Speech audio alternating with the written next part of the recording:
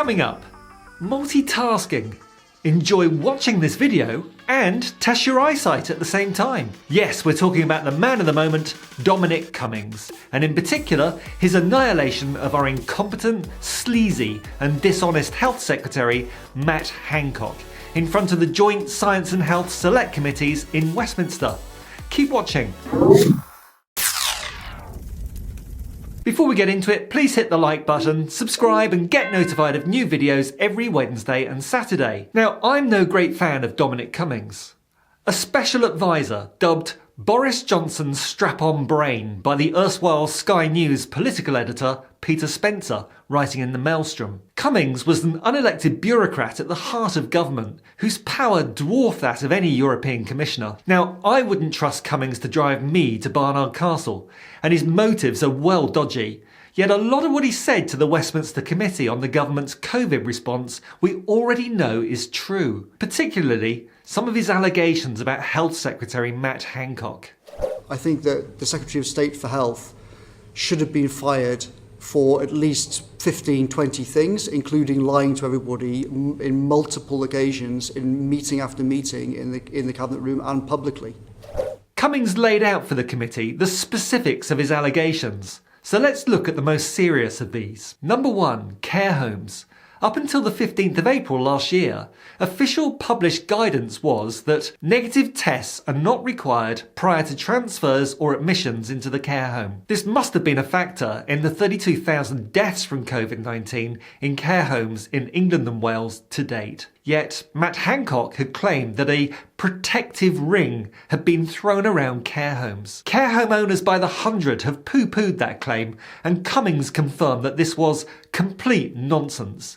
He added, "We were told categorically in March that people would be tested before they went back into homes. We only subsequently found out that that hadn't happened." Apparently, when Alexander Boris Johnson recovered from COVID, returned to work and was shown the casualty figures from the care home sector, his response was, "What the hell happened?" Number 2, contingency plans. Hancock lied repeatedly, including about the availability of treatments to COVID patients. Cummings said Hancock assured him, "We've got full plans up to and including pandemic levels, regularly prepared and refreshed. We're stress testing now." A claim, Cummings said, that was basically hollow. And indeed, no evidence has ever been presented to the public that these plans were ever developed. Cummings added, "In the summer, Hancock said that everybody who needed treatment got the treatment that they required. He knew that was a lie because he had been briefed by the chief scientific advisor and the chief medical officer himself about the first peak. And we were told explicitly people did not get the treatment they deserved. Many people were left to die in horrific circumstances." Number 3, stupid targets. Cummings said Hancock interfered with Dido Harding's pathetic £37 billion test and trace system to hit a daily target which he had made public while Boris Johnson was in hospital with coronavirus. The Secretary of State had made, while the Prime Minister was on his near deathbed, had made this pledge to do 100,000 by the end of April. What then happened when I came back around the 13th was I started getting calls, and Number 10 were getting calls saying Hancock is interfering with the building of the test and trace system because he's telling everybody what to do to maximise his chances of hitting his stupid target by the end of the month. In my opinion, he should have been fired for that thing alone. It was criminal, disgraceful behaviour that caused serious harm. Number 4, dismissing vaccines. Cummings claimed that Hancock's plan assumed that vaccines would not be available in 2020, which turned out to be completely wrong. Cummings added, "It actually turns out we could have done vaccines much faster than happened." The plan followed by Hancock's Department of Health and Social Care underestimated the UK's ability to use vaccines to tackle the pandemic. Let's just remind ourselves of Matt Hancock's hammy performance on Good Morning Britain after the first 2 people in the UK had had their first COVID jab.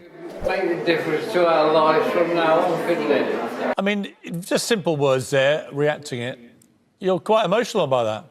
Well, it's just, it's been such a tough year for so many people, and there's William Shakespeare putting it so simply for everybody that, we can get on with our lives. And Number 5, PPE. Cummings claims that in mid-April 2020, before both he and the Prime Minister went down with COVID, Hancock told us in the cabinet room everything is fine with PPE. We've got it all covered. Cummings added, "When I came back, almost the first meeting I had in the cabinet room was about the disaster over PPE and how we were actually completely short.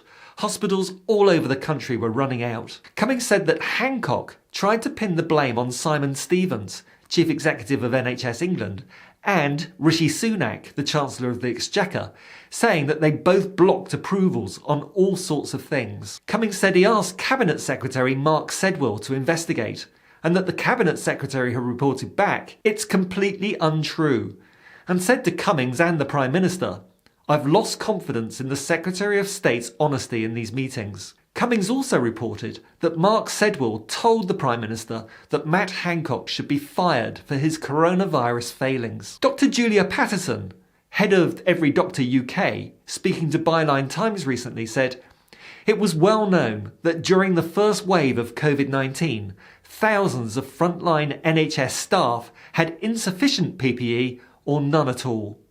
Any statements that Matt Hancock has made which deny this are simply untrue and serve to undermine the experiences of health and social care workers. Every Doctor currently have 3 lawsuits running against the government, which have already revealed that millions of pounds have been wasted on PPE that was unusable or never delivered by inexperienced or dodgy suppliers who are either donors to or have links with Matt Hancock and the Tory party.